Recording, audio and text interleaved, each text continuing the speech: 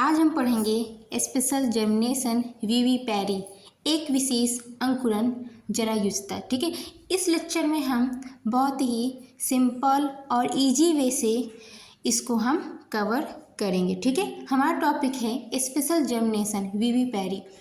ठीक है, इसमें हम बताएंगे विविपैरी अनुकरण एक विशेष प्रकार का अनुकरण है जिसमें बीज फल के अंदर ही अंकुरित हो जाता है, जबकि वह अभी भी मूल पौधों से जुड़ा हुआ होता है तथा भ्रूण एक छोटे अंकुर के रूप में विकसित होता है। क्लियर है ना?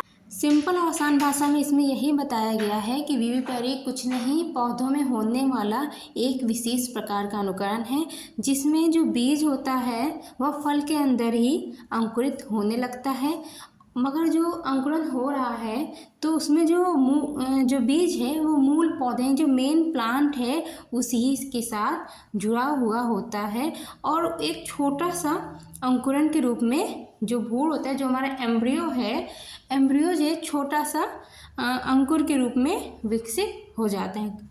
ठीक है, विविपैरी के उदाहरण की हम बात करें, यह घटना आमतौर पर राइजोफोरा जैसे मैनग्रोव पौधों में देखी जाती है, जहां विकसित हो रहे पौधे जमीन पर गिर जाते हैं और तुरंत ही स्थापित हो जाते हैं।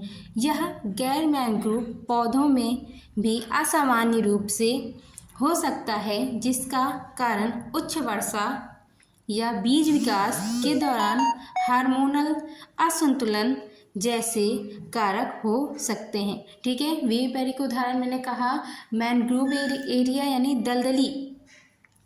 दलदली क्षेत्र में आप राइजोफोरा देखेंगे तो उसमें क्या होता है कि राइजोफोरा जो विकसित जो डेवलप हो रहे हैं प्लांट, वो ज़मीन में गिर जाते हैं और तुरंत ही वह जो है नए पौधे में यानी स्थापित हो जाते हैं और एक नया अपना पौधा बना लेते हैं। ऐसा ये नहीं कि खाली मैंग्रोव यानी जो खाली दलदली क्षेत्र वाले पौधों में ऐसा होता है, कुछ ऐसे पौधे भी होते हैं जो मैंग्रोव एरिया से बिलोंग नहीं करते हैं। जैसे जो हमारा टमाटर है उसमें भी जरायुजता देखी जा सकती है। ठीक है, क्लियर? इन पौधों में भ्रूण का बीज पत्राधर इतना बड़ा फूला हुआ तथा भारी हो जाता है कि पौधे से यह टूटकर नीचे उथले जल में गिर जाता है। इसका विशेष आकार तथा भार इसके नीचे उपस्थित मूलांकुर को मिट्टी में धंसा देता है और यह शीघ्र ही मिट्टी में मूल तंत्र का निर्माण कर लेता है। उधर प्रांकुर जो जल से बाहर सुरक्षित होता है बढ़कर नवोद्भिद में बदल जाता है। ठीक है, यह फिगर बिल्कुल इसी बात को दिखा रहा है कि किस तरह से विविपैरी होती है। ठीक है, कौन से पौधे में दिखा रहा है यह? राइजोफोरा में। क्लियर? अब पूछा जाता है ऐसा क्यों होता है, तो हम बताएंगे ऐसा इसलिए होते हैं, मुख्यतः रूप से इसके 3 कारण हैं। पर्यावरणीय स्थिति, निष्क्रियता का भाव, हार्मोनल असंतुलन। तो हम देखेंगे जो इन्वायरमेंटल कंडीशन है वो किस तरह से इसमें काम करती हैं।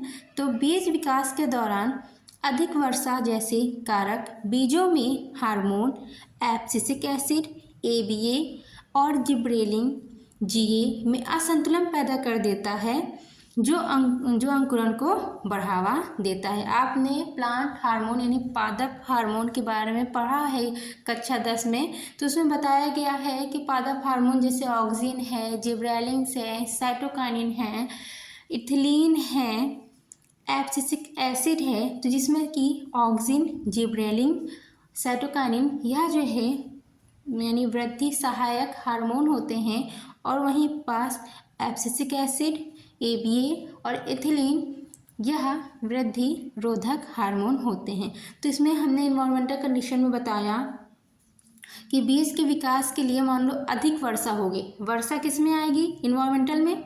तो अधिक वर्षा हो गई तो जो बीज के जो हार्मोन हैं उसमें असंतुलन हो जाता है। ठीक है, जब असंतुलन हो गया तो जो अंकुरन है, जो जर्मिनेशन है, वो उसमें इंक्रीज होती है। आपने देखा होगा ज़्यादातर जो जर्मिनेशन होते हैं वह बारिश के मौसम में ही जर्मिनेशन शो करते हैं। क्लियर है पहला पॉइंट। अब हम दूसरा पॉइंट आते हैं निष्क्रियता का अभाव, यानी जीवित अवस्था में रहने वाले बीजों में प्रसुप्ति की अवधि का अभाव होता है।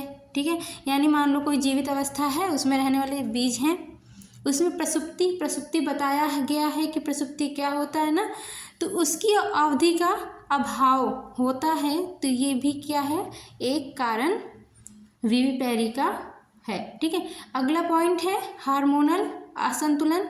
हार्मोनल असंतुलन में हम देखेंगे ABA आमतौर पर निष्क्रियता बनाए रखता है, लेकिन इसकी अनुपस्थिति या इसके स्तर में कमी अनुकरण कार्यक्रम को गति प्रदान कर सकता है। जो ABA है वो वृद्धि रोधक हार्मोन है, मगर इसको हम स्ट्रेस हार्मोन के नाम से भी जानते हैं। ठीक है, तो ये क्या करता है, वो वृद्धि को रोकता है। वही इसमें लिखा है कि एब्सिक एसिड आमतौर पर निष्क्रियता बनाए रखता है, लेकिन इसकी अनुपस्थिति यानी जब ये नहीं होगा तो इसकी कमी की वजह से, ठीक है, इसके स्तर में कमी की वजह से अंकुरण कार्यक्रम को गति प्रदान कर सकती है। इसका एक हम एग्जाम्पल अपनी लाइफ से रिलेटेड भी ले सकते हैं। मान लो जैसे आपके फ्रेंड हैं, वह जो है पढ़ने में बिल्कुल नहीं अच्छा, वो पढ़ाई नहीं करता और आपको भी जो है पढ़ने को मना करता है।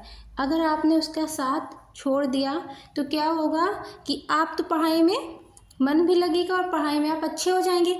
ठीक उसी तरीके से जो वृद्धि हार्मोन जो हमने कहा ABA है, वो अगर अनुपस्थित होगा तो अनुकरण में जर्मिनेशन में इंक्रीमेंट मतलब प्रगति दिखाई देगी। क्लियर है ना।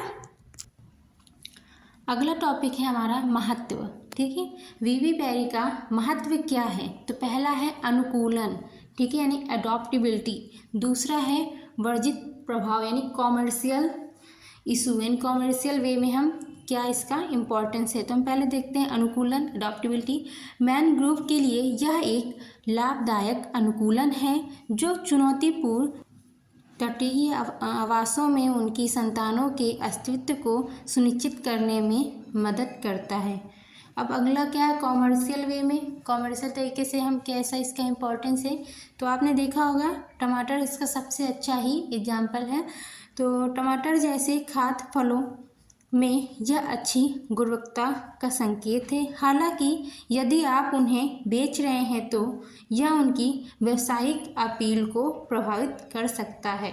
ठीक है, ये दोनों एग्जाम्पल एकदम आसान हैं और इसके पूछा जाता है कि विविपेरी के महत्व बताइए। 2-3 नंबर में क्वेश्चन आता है तो आपको बताएंगे, क्या बताएंगे विविपेरी के महत्व। पहला अनुकूलन के बारे में, दूसरा कॉमर्शियल वे के बारे में। ठीक है, इसके बाद जो है ये पूरा टॉपिक ही 5 नंबर में पूछा जाता है कि विविपेरी से आप क्या समझते हैं, इसको जो है डिटेल में बताइए। तो आप बता लेंगे ना। पहले आपको बताना है कि विविपेरी होती क्या है, फिर विविपेरी जो है कहाँ होती हैं, उसके उदाहरण क्या है, और ऐसा विविपेरी जो है किन पौधों में होती है और ऐसा क्यों होता है उन पौधों में। फिर इसके बाद इसका महत्व क्या है, क्या विविपेरी होना आवश्यक है या नहीं है। ठीक है, ओके, आज के लिए इतना ही रहता है और थैंक यू। आपको समझ में आया हो तो फिर बताइएगा, मैं अगली वीडियो बना दूँगी। और ऐसी वीडियोस के लिए लाइक सब्सक्राइब करना ना भूलें। Thank you.